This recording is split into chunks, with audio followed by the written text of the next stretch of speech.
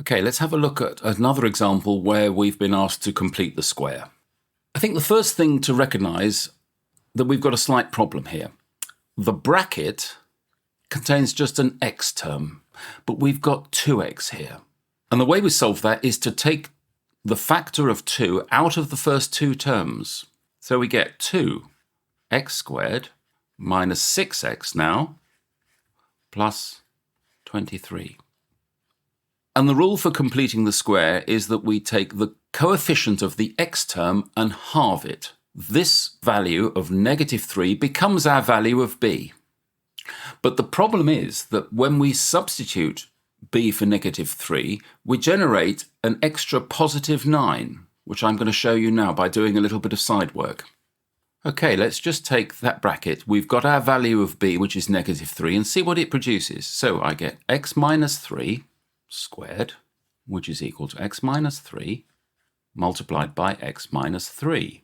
And this is going to multiply out, and we get, first eyebrow, this is equal to x squared. Now the underneaths, -3x from this multiplication and another -3x from this multiplication. So we get -6x. So you can see, look, we're well on the way to producing what we need over here. Sadly, -3 times -3 gives us +9. Well, look, if we subtract 9 from both sides, we get on one side exactly what we want over here. So let's do that. I'm going to swap sides as well. So I get x squared minus 6x is equal to this lot, which is x minus 3 squared. Now, the 9 will have moved sides because we're going to subtract 9 from both sides, so I get -9 here. So I can now do a direct substitution for our x squared minus 6 into here and see what we get. Well, let's take one of those brackets away, and we get, this is equal to 2x minus 3 squared minus 2 times -9 is -18, and then we pop on the 23 at the end. Yes, we can put the 18 and the 23 together and we get +5. And that is your answer, where A is equal to 2, B is equal to -3, and C is equal to 5. And that is your answer. Okay, let's have a look at part B. Hence or otherwise, write down the coordinates of the turning point of the graph of y equals, and it's the same expression as we've worked out on the first part. Okay, to work out turning points from this chap is quite hard. We'd have to, well, we could use the A-level technique of differentiation or plot it out, but we've completed the square, so we've done an awful lot of the work that we need to find the turning point easily, because that's the advantage of completing the square.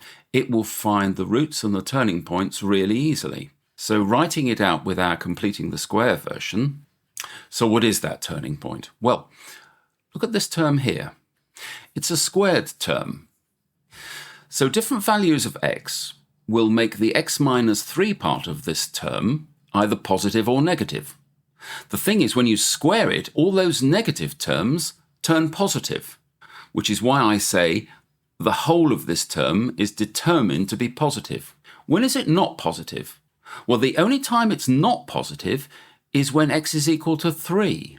If x is equal to 3, it means that x minus 3 equals 0. And our term also equals 0. So when x equals 3, y equals 5. And if you think about it, this is the minimum value of y. Because any other value of x away from 3 will make this term, the term which is underlined in blue here, it will make that positive. So it will bring the value up from 5. So 5 is a minimum value. So the coordinates of the turning point are x is 3 and y is 5. And that is your answer.